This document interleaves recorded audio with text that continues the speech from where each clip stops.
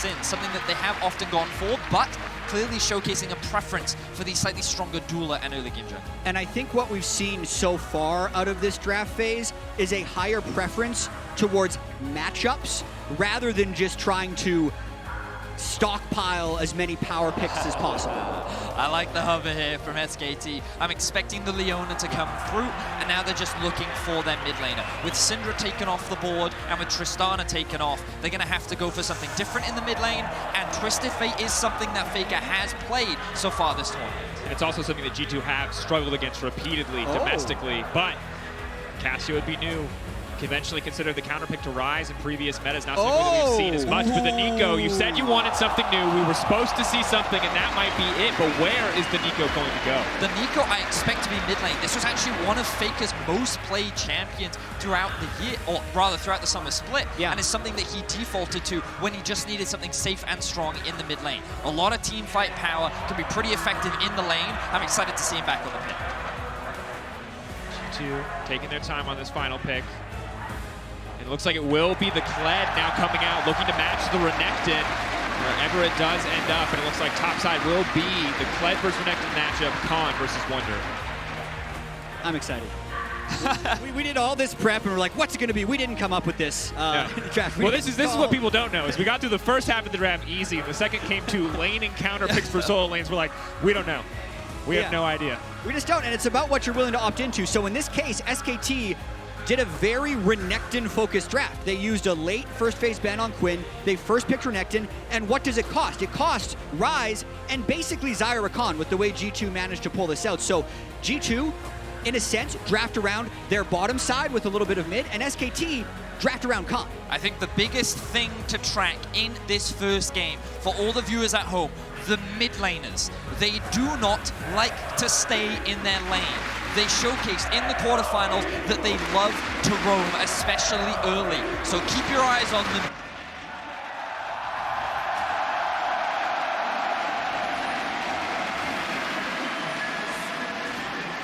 Madrid and the Policia Vistalegre is ready. Faker and Caps facing each other down in the mid lane, the first seed of the LCK versus the first seed of the LEC. In years past, SKT would have been favored through and through, but this year, even footing, everything on the line for both these players. And you can see, we just mentioned with the draft phase, to pay attention to these mid laners, not because of the mid lane, but because of where they go elsewhere. Look at that lane percentage stat. That's the percentage of time between 3 and 15 minutes that these players actually stay in mid lane. And Caps did that less than any other player in the quarterfinals. Faker, in the group stage, did it less than any other mid laner in the group stage. So push and roam will be the name of the game, and where do they go from there? And the question for me is, where do these teams look to prioritize early? Because for SKT, typically you'd want to try and play around a Renekton lane. You'd want to stack up a wave, look to set up a dive, but Kled is very difficult to dive. He's a very difficult champion to actually try and snowball onto. So they could pivot their attention down towards the bot side of the map. With a Leona, you have a lot of early game setup. Gragas provides a lot of damage, and you know that PerkZ and Mykix are going to be aggressive in this 2 versus 2. And the early game has been so important, not only for these teams, but also in this matchup. If we look back to their MSI best of 5, the team that won the early game won all 5 games. So what types of early trading are we going to see as SKT look to go very aggressive early? PerkZ and Mykix definitely not getting the good end of that trade. Heal burned very early on. Important to note, neither bot lane is opted to take the TP. Clearly, both are ready for a potential all-in here on the bottom side. And this is what we were just talking about, how PerkZ and Mykix love to try and trade during the laning phase. They try to build their own advantages by being aggressive. And this is a great opportunity for SKT to try and punish this. With one Summoner Spell already down, you can see that Clid is doing a full bot side clear. Very standard for a Gragas. I'm wondering if you'll choose to base or if you'll look for a bot lane gank. And what we're looking at right now from SKT is a pushing top lane and a pushing bot lane. And traditionally, you actually wouldn't say this is what you should be doing, because the strong side of the map, the side with your jungler, should be the ones that are allowed to push. And the weak side would actually have to play a little bit passively. That's not actually how SKT have been playing. There have been instances where they're going for a dive top, and their bottom line is still aggressive. It is a potential window to punish, but if left unpunished, can also be a way for SKT to gain an edge in the early game.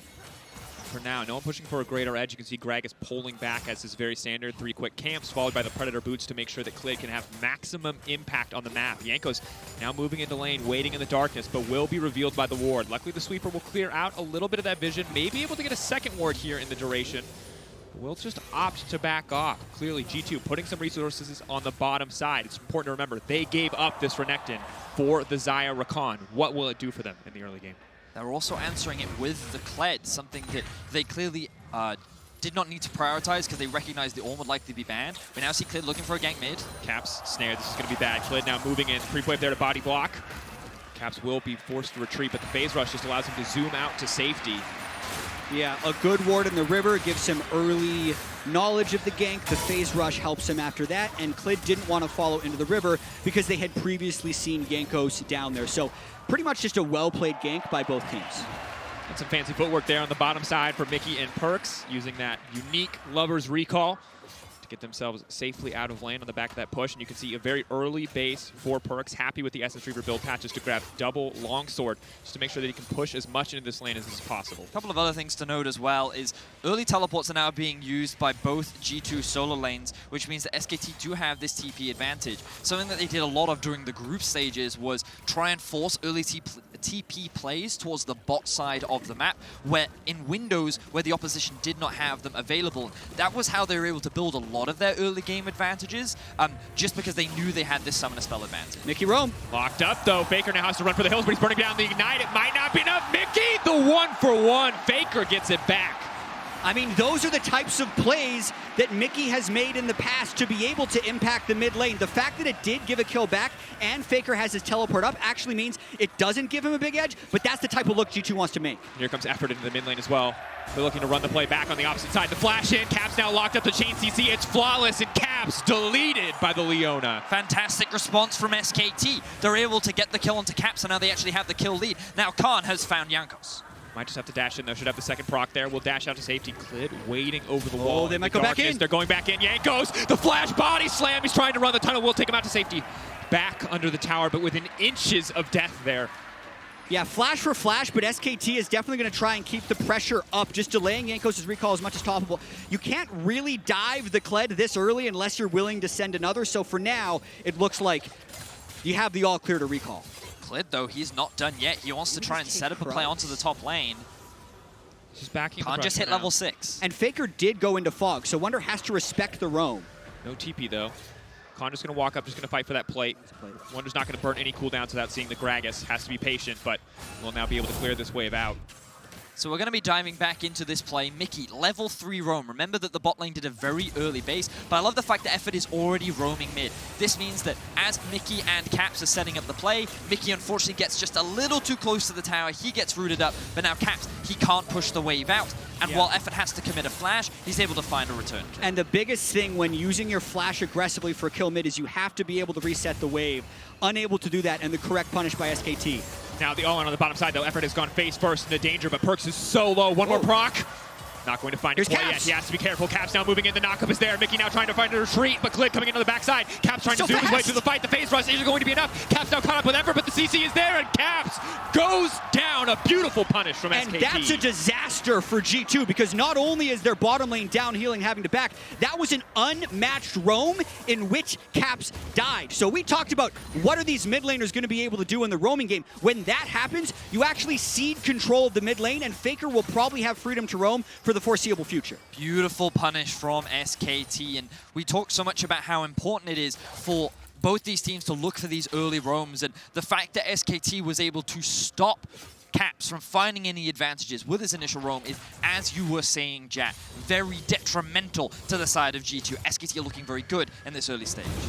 And you can see that Clid pretty early catches Caps in the jungle, so SKT should know that Caps at least has the opportunity to go down here, and this play is kind of known for a while, so they get so much out of Mickey and PerkZ that the turn is difficult for the rest of G2 to follow up on, and we're just going to see a Hex Flash into a play. Rinse and repeat. Oh! Whoa, VODS here going to force the ult out there for PerkZ. That's going to make him so vulnerable in the lane phase to come. And SKT's bottom lane, not the point of the map where we expected them to be strongest, but really showing up so far in game one. Teddy, though, no mana. He is going to be in trouble. Flush to flash out to safety. Effort might just be sacrificed, but Clid is coming in on the backside. It's not Clid, though. That's a fake Clid. That's a faker waiting. If he lands a Q, he might RN. Can go for it. Clid waiting there, though. Would be able to get the kill, but then would immediately get taken down as fake Clid waiting in the river. And I love how SKT are responding to a lot of this early aggression coming out from G2. They knew that this game was going to be a brawl. They knew that they had to be able to match the high pace that G2 like to set, because that is what allowed G2 to get advantages against SKT at MSI. This is the evolution that SKT has made, and Kled has been tracking Jankos incredibly well. He's been in the right place at the right time to punish, and Teddy and Effort are playing this lane extremely well as well. They're punishing the over-aggression from PerkZ and Mickey that is not getting the support from Caps, because every time he tries to roam, it gets interrupted. And I think we should keep looking at Effort. He is the least experienced player on this roster overall. He has had a few bad games at Worlds, but I felt like he had actually a pretty strong quarterfinal. So how will he respond to G2's roams? Because if someone's going to get picked off in these games, it would likely be the Leona, and so far Effort has played very well. Punishing Mickey left and right with some beautiful Zenith Blades, as well as the gank into the mid lane. Of course, the cask thrown in from Kled there in an attempt to steal the blue buff. Still will be secured by the side of G2. So for at least a minute, they will have a reprieve from the all-in threat of the Gragas. Jankos finally hitting level 6, but just has not been able to match so far. It's kind of been chasing Kled around the map. I think that's a very large cooldown burn by Kled just to attempt a blue steal. Probably not worth it, all things considered, because now he can't even really look to contest River, where Jankos will have level 6 and Hail of Blades. It means his bottom lane also can't get forward control, where it's really until that ultimate cooldown is back up, the rest of SKT is in a bit of a pressure deficit, and that might allow G2 to be able to catch up in this game. Now, one of the things I will also be tracking is whether one of these two teams looks for an early swap, because what you can do, especially given that G2's bot lane has been struggling in the laning phase, is try for an early swap towards topside, generate a numbers advantage, and then look to make a play for the Herald, while SKT will trade it for a Drake. And given that it's a Cloud, that would be a pretty advantageous trade for G2, and they could potentially get out of this 2v2 that they have been struggling in. Caps walking into Fog of War, and we'll start up the Cloud Drake. Jankos on the way down. Not the biggest objective, but will be clutch for the movement between lanes here in the early to mid game. It'll be incontestable. Kled was spotted by expiring G2 ward on his blue buff, so this was a very safe move from G2, and I think a lot of this actually does stem back from Kled wasting his ult trying to steal a blue buff. It left a vacuum of pressure that G2 was able to take advantage of. Yeah, I think that's a very valid point, Jatt. But what I love now with SKT is because they were on the top side, they're immediately responding with the Herald themselves, which means this swap, if it comes out from G2, is not going to be as beneficial. And now we'll actually start to see these supports open up on the map. Look at Mickey on the minimap and look at Effort. Both of them looking for opportunities, grouping up around mid, seeing if they can help gain priority to allow their mid laners to roam around. Both of them level 6. Very easy, though, for SKT to find a setup onto a pick if anyone missteps, though. They have the hose for Faker in the mid lane. Wunder, though, all in on the top side, but this matchup has just been very back and forth. Neither one able to find a greater edge quite yet. And what I have liked about the Kled pick is how hard it's made it for Khan to be able to dive. Notice that Wunder's actually very even in farm. He hasn't tried to play super aggressively. He hasn't relied on Jankos to play around his lane. He's just like, you can't kill me, I can't kill you. And I think that this... why have I forgotten its name? The Kled should outscale the Renekton later on and will be a strong initiator for later fights that I imagine G2 will look to set it.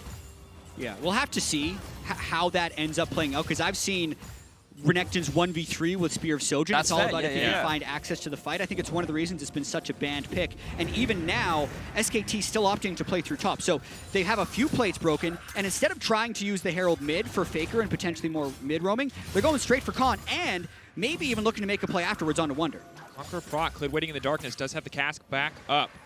We might see two fights. Dive. Effort, though, going to go in on the bottom side. That's fake Faker diving into the back side. Won't find anything as the quick retreat now comes out. And Wunder doing what he can to hold onto the tower, but will not walk in. And that means tower first blood will go down in the favor of SKT. Yeah, really interesting interaction there, how SKT actually tried to force a three-man fight on the bottom side when they had their jungler and top laner top. But it's all about reacting now as SKT stay mid. Coming in, Wunder has the ultimate. He might just dive in. Have to be careful, though. Faker has his ultimate, a perfect disengage tool. And that's going to be the real Faker diving in. Teddy, though, they're going to demount Wunder, and that's going to mean he cannot ult in the coming fight. Faker just pressuring more with damage, knowing it stops the engage options for G2 until Wunder remounts. And SKT are playing the map much better right now, because remember that they made the trade where they got the Herald. They were the one that could create a tempo advantage up towards the top side of the map, which meant that there was no answer from G2. And because of the engage from SKT, that forced G2 out of mid lane, and they were too low to be able to commit to bot tower, which means that there was no answer from G2. SKT only gained advantages by securing the top tower. They got a plate in mid lane, and they can now look to set up for the Infernal Drake that's spawning in 2 minutes' time. The only thing that G2 would have gained off of that is vision in SKT's red side jungle and plate spot for PerkZ. Yes. So when we thought about this draft to begin with, it was SKT who put a higher priority on getting Renekton, and G2 who used their first 2 picks on the Xayah and Ryze. So we did at least expect these teams to play through Renekton for top lane on SKT and play through bottom lane on G2. And that's, for the most part, where we've seen these efforts. So now as they kind of clash at the Drake pit, we'll see who hits the stronger power spike. Is it the Xayah right now with the Essence Reaver, or is it SKT with the control? Now, SKT have cleared out all of that vision that you were just talking about, Jatt. They're the ones with control over the bot side river, but they're the ones with priority over mid lane. What's fascinating is G2 is not committing to that vision just yet. They do not want to walk into the darkness. They're actually committing to a top lane play. Looks like they just set their sights there instead. Apparently not worried about the Infernal quite yet. 1 minute and 16 seconds, maybe knowing that they're weaker, willing to give that one up. As 4 members of the SKT lineup collapse on the bottom side tier 1. Wunder can do nothing here. He just has to give this one up. Yeah, this was quite a surprising play from G2 because the wave was already being pushed by Khan in the top lane. The fact that G2 don't answer suggests to me that they were worried about a potential dive on bot side and they did not think that they could defend it, or they saw an opportunity top that just did not pay out. Either way, this is another advantage gained for SKT, and now they're sitting with a 2k gold lead. And PerkZ doesn't even have teleport, so the fact that he's pushing up the top turret here is telling me that G2 is probably willing to concede the Infernal Drake for more gold onto PerkZ, which isn't typically the plays we see out of G2, but it looks like what they're going for now. I think it could be because of the Renekton. Level 11, Tiamat completed, now has the Phage as well. Khan is very strong at this point in the game, and he got all of that gold from the turret plates. So maybe G2 is thinking, right, if we take a fight right now, it could be very bad for us. Yes, it's the first Infernal, but we get stronger later on into the game. 2, 3 items. That's when we'll be in a better position. So let's not overforce anything for now. They really want to dive. They really want to dive Khan, who's played this very patiently, but he doesn't know there's 4 people here looking to kill him. Faker has TP, he can't make his way in. Caps is going to get the point click CC, the instant lock of the follow through. The dominance is not enough, and G2 will find the pick and set their sights on the tier 2. Great play by G2, but where does it go from here? We got Clid trying to finish the Infernal Drake, and SKT isn't in position to make any other play. So as far as conceding Infernal Drakes, that's about as good as you can do. Now, where do they go next? Wunder in the mid lane. Looks like he's caught out for now. The solar flare comes in, but he manages to get the dash away. Ryze coming into the mid lane. SKT are going to have to fight a fight at a man disadvantage. Faker's ult could be everything, but it looks like G2 will just pull back. Giving them that wide berth, though, giving them that respect, and it will be the Infernal for the tier 2 in the end. Now, there was a lot of farm bot lane that just made its way into the turret that no one on the side of G2 picked up. But this was the first successful proactive play that we did see from G2. They attacked the strong side of the map with Khan. Admittedly, the rest of his team wasn't playing around him, but he considers himself pretty safe. You can see this vision on the minimap. In the river, he's thinking, I should be okay. He is not expecting a 4-man dive here, and to be fair, there's little he could have done outside of runaway. It's an amazing cross-map play from G2. They had been out-pressured in the bottom river. They had been down in early turrets. They didn't have the power spike to take an Infernal Drake, yet now we look at the gold, and it's dead even for them. So full credit there to G2 for keeping this game dead even. Yeah, and you have to say, if they had tried to force a team fight against Faker at this point in the game, when you have so many AoE ultimates, it could have gone against them. So to find a play that would work out, that would help them even the gold, is very well done. But while it is even, SKT still have double stopwatches, still have huge amounts of magic damage on their side. And if a single member of G2 gets caught out, if PerkZ gets caught out as the ulti is now forced, could mean the next fight in favor of SKT easy. What I think is interesting to think about as well is scaling, because for G2, I think they actually have a very strong mid-game spike, but by Teddy going for the early Storm Razors, I feel that SKT could say the same for their composition as well. SKT just bullying down. G2 do not feel comfortable to match. Both their solo laners fanned out across the map to pick up CS. And we see there from G2 the willingness to concede a mid-turret, and I think in that situation it was the right call. Normally games around 18 minutes that are this low in kills and this even in gold get broken open by some big explosive team fight where neither team is willing to concede something and they clash. But what I noticed about watching G2, especially in their series against Damwon, is that fight rarely happened. G2 was very good about only trying to take fights on their terms, and they weren't necessarily team fights, they were picks. And you can see that's what they're doing now. They, instead of fighting at Infernal, which could have been close, maybe 60-40, a team like IG would have absolutely just fought at Infernal Drake and just see what happens. But G2 found the 4-on-1 and made it work. And there, they weren't willing to concede their mid turret because it would have been too high risk. But because they traded mid turret, they end up getting bot turret. Where will we see that fight is my question. It's all about pressure. And what I love about these two teams and why I think they are both so good is they're just very smart. When you play League of Legends, depending on how many people you have on the map, depending on how much pressure you have, depending on your composition, can often dictate areas of the map that do and don't belong to you. You'll hear analysts and casters refer to them as strong side, weak side. A great example was just there. Khan, in a 1v1, he's like, why do I have to be afraid of Wunder? But he recognizes that his team is nowhere near. So he has to respect that he's playing on the weak side and has to disengage. So he has to concede the tower. And both of these teams are very aware of where they have pressure when they're playing towards strong and weak side. And right now, Caps is too far side on the weak side of the map that he's not supposed to be in. Caps maybe not aware enough, but he might just pour it out. But SKT could be waiting. They will back off, happy to just force the Realm Warp out. And we'll take the blue buff as well. So small advantage over to the side of SKT as they try to cede a little bit control on the bottom side of the map. It's a very tense game. We're just about to hit 20 minutes in. Nothing explosive has happened. There's no major breakpoints for either side. We can see items are starting to come through. You're getting to that 2-item spike for many of these teams, and oftentimes, as Jatt was saying, especially when you look at a team like IG, you would expect a fight to happen. But it's difficult to predict with these teams because they both want it on their terms, and someone has to break. And we know when these teams played at MSI, the team that had the gold lead at 15 minutes was the team that won the game. Yes. So we're saying the early game, focus on that. In this one, technically SKT had a gold lead at 15 minutes, but it was fleeting. By 16.5 minutes, the gold lead was the same again. So I'm not willing to say that early game decided this one. What's going to decide it here, 20 minutes in, is who vision controls properly and who eventually finds the right picks that they can then turn into an objective. And it's kind of exactly what you'd expect from a game one.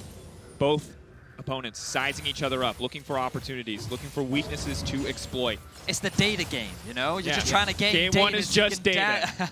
So you can download them for the rest of the series. Is this Cloud Drake the objective that neither team is willing to give up? Caught out. Faker going to find the snare. PerkZ got to be ready to burn the ult. The chain CC is there, but will just be forced to ult early. That's the defensive tool gone from the side of PerkZ. G2, are they willing to take this fight? Faker still has the Pop Blossom up and available. So the biggest thing is that SKT actually have prio over mid. G2, I think the smartest thing for them is to actually disengage, not gamble the fight, but Mickey is looking for a flank.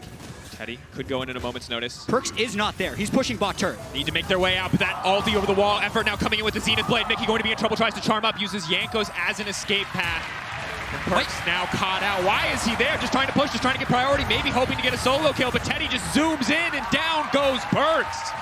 Trying to create pressure off of burning his ult early, and the rest of G2 were unable to stop SKT from pulling through, but ultimately, that is just one kill, and the play is going to continue. SKT is not in the position to take Cloud Drake. The bottom wave is in G2's side. Wunder got mid priority, so this play isn't done just because PerkZ died.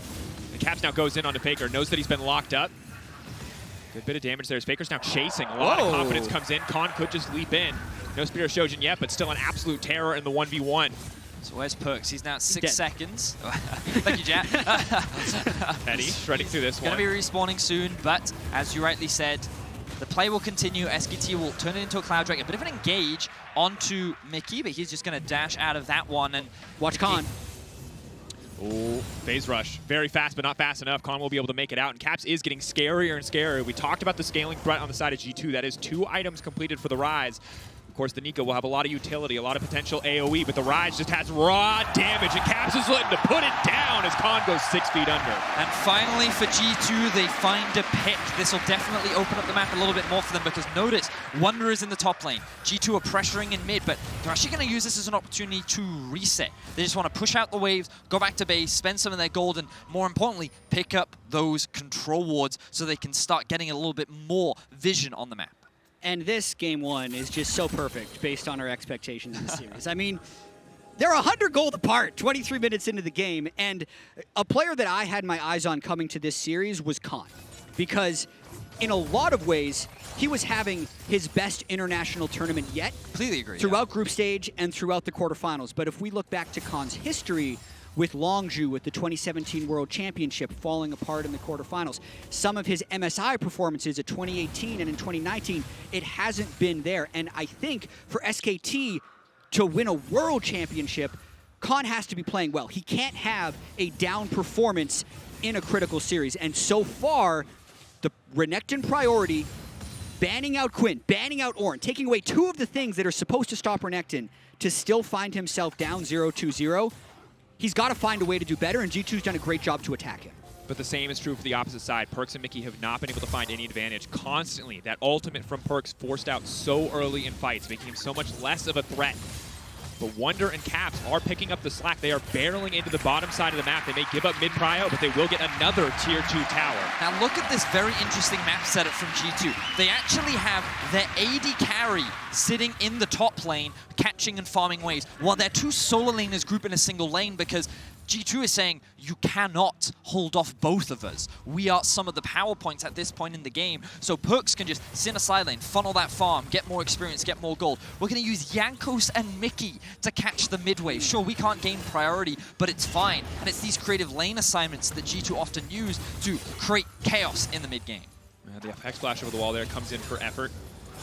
SKT, of course, now matching the Cloud Drake for G2, but the setup around the Baron has to be the next big thing. Khan, interestingly opting, it looks like, to go to the Titanic or potentially something else, as now Wunder is engaged on Unstoppable, but it might not be enough. Wunder on the retreat will be forced to flash away from the tangle on the side of Faker. That was definitely a little odd that Wunder would just kind of walk up to there. My initial instinct was, oh, surely he must be baiting. But then he ends up using ult and flash afterwards, and SKT is looking pretty heavily to at least force a TP, because Caps is bottom lane, and SKT need that to break somehow. He's actually realm warping in. He's going to force SKT into doing something. Hex Flash over the wall. Have to see if the engage is happening, because Caps in the meantime is going to be breaking down the base. Wow, SKT is just disengaging. Yeah, they're not willing to go all in for this fight. This is a great play by Caps. Now G2 need to try and keep the G2 members, the SKT members rather, around so that Caps can freely split push. This is a very strong Caps. If he takes the bait here, though, and goes in thinking it's Clid. Faker, though, just going to clear the wave. Knows that he can't go toe-to-toe with a level 15 Ryze. 3 items in. The Rylai is going to make him nigh impossible to escape from. And SKT is falling behind G2 because they haven't been able to keep up with the Ryze. They're done with this play, though. They've matched bot TP, and they're starting Baron. They're trying to get that TP. Jankos up the wall. He has the Tremor Sense. He knows this is happening. PerkZ will spot them out. PerkZ is there. Faker could now be in trouble. Wunder and Caps, though, setting their sights on the bottom side. They're willing to give up the Baron. If Jankos steals this, it could actually just end the game. It'll stop the recalls. Jankos, can you do it? In the meantime, it's just going to be one. Will go down in the favor of SKT. The empowered recalls come out. It is the bot lane inhibitor traded for the Baron. We still have yet to see the game-defining fight. Jankos and Mickey, though, looking to stop these backs, looking to stop these recall. Caps, Wunder, both with TP up and available. But it looks like both sides will back away from the exchange. Another just straight-up trade. That was inhibitor for Baron. SKT handshaked on that one, yet I'm actually a little surprised Jankos didn't try some type of miracle steal, because that's the type of steal where if you make it, you probably just win the game. Regardless, though, that's still not a clear edge for either team, with an inhibitor down on one side and the Baron buff in SKT. So what I ultimately think it is it's risk versus reward. Jankos looks at that situation and says, if I attempt a steal and I fail, now my team has to spend 35 to 40 seconds without me. And SKT have a Baron buff. What can they gain with having that numbers advantage? I don't want to run the gamble. We'll trade it for an inhibitor, we'll still have pressure on the map, and we'll keep 5 people alive. And again, you'll notice G2 sending their 2 solo laners up towards the top side to create this constant point of pressure that SKT cannot answer. And no single member of SKT can walk alone into a lane. the threat of the long-range engage coming in from the Kled, of a Realm Warp from Ryze, the sheer damage output of those two champions is massive. But in the meantime, SKT are racking up buffs. They've got a Cloud Drake. They get another Baron, and the question becomes, what can they do with it? And what I find fascinating is how often SKT have just been trying to use their numbers to create pressure. Often you see them grouped as 4 because it's evident that, hey, we would like to fight you. Not only are they a great team-fighting team, but they have a comp that is suited for it as well. Their ability to dive, their ability to split G2 up can create a lot of chaos and difficulty for G2 to execute. And every single time we've seen G2 say, nope, we're going to go somewhere else, we're going to avoid you. And the problem is SKT is getting split up. Even with a Baron, they have to send someone top to answer. Look at where the Ryze is right now. He is halfway down that top lane, and SKT is like, well, we're going to have to try and siege man. Knock up there. Kled now going to be in trouble. Wunder knocked into the middle of the team, but we'll have the remount to at least make him untargetable for a moment. Pocket Pistol takes him out to safety, but still, Effort will find the kill. And they now have a Baron buff with the pick. That's the heal down onto PerkZ, but what more can they get? Because Caps, he's not going to stop splitting. You need to send at least 2 people to stop him, and that's what they've done, which means maybe G2 try 3v3. This is nuts. Khan's going in, he's proc the dominance, he's hoping to chase on Caps, but he does not have the Spear of Shojin. He might not even need it. The Conqueror is there, he's now running for his life. The Seraph's Clid now coming in. Caps going down. He will not get the tower, he will not get the inhibitor, but G2 will push SKT away from the mid lane. And we finally get to see an excellent punish from SKT. Wunder gets over-aggressive, Clid shuts him down alongside the chase from the SKT members. Khan comes in for a flank in the top lane, waiting on that control ward that is just sitting on next to the blue buff on the bot side. Beautiful stuff from SKT to at least relieve the split push pressure and secure themselves the mid-tier 2. Only 30 seconds left on the Baron. The inhibitor timer 2 minutes away. Dragon 3, a lot of big objectives coming soon. One big fight could decide the game, as we've been saying the entire game, but neither team looking to take the big fight. It is about the small exchanges, the small trades. In terms of gold, SKT for now are coming ahead. Except in terms of buildings, there's 2 exposed inhibitors for SKT. So we're in that really delicate state of the game where if G2 find 1 pick, they can end the game. If they actually just catch a bunch of SKT in a spot and can disrupt recalls, they could theoretically get a Ryze and a Kled to end the game, because he can also Realm Warp minions to the Nexus turrets after they have an inhibitor down. So even though Ryze is capable of team fighting, since we've seen Caps farm up to about 13,000 gold now with 333 CS before 30 minutes, just an absurd amount of farm from all the sidelines he's been playing. They don't have to, right? They have the option to, but with the open inhibitors and how this game has gone, I expect G2 to keep trying to split SKT up. I also think that SKT's comp is just very strong in a 5v5, like with Faker's ultimate, with the front line that will be Khan, with the Clid ultimate as well, and you then have to take into account that Teddy, as far as team fighting goes, is probably one of the best team fighting, if not the best team fighting AD carry on the planet. So I think that... Oh, that's a fast Faker. Jankos now has to back off. Glacial Augment will not be enough to catch him, but have respect. As you mentioned, the Tangle Barb's a 3-second route if Faker can connect on the empowered version. A lot of CC, a lot of easy follow-up for SKT if they can get a fight kicked off in their favor. So now SKT have the Ryze on the Baron. They do have the gold lead. The top laner has a clear item advantage. They're primed and poised to fight. I imagine that Teddy is very close to completing his next upgrade. He's sitting on the stopwatch, which means it could be a GA, but it could also be a Mercurial Scimitar, depending on what direction he wants to go for. But the point is that with it spawning in about a minute's time, with the control that they already have initially, this will be the next big objective that they want to force G2 into. And of course, G2's going to say, okay, let's see if we can backdoor instead.